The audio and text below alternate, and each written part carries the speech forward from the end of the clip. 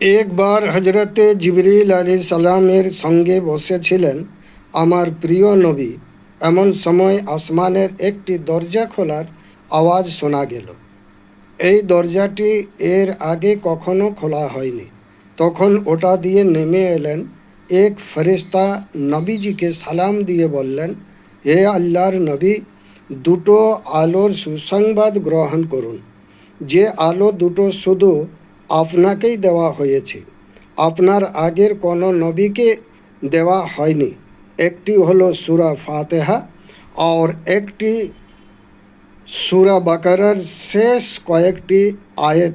ওখান থেকে একটি হরফ পাঠ করলেও বিনিময়ে আপনাকে প্রতিদান দেওয়া হবে। মুসলিম শরীফ 806। যখন আল্লাহ তাআলা কোনো বান্দা দোয়া করার জন্য হাত উঠায়, তখন আল্লাহ তাআলা ফেরেশতা হজরতে জিবরাইলকে বলেন, থামো, এখনই দিও না।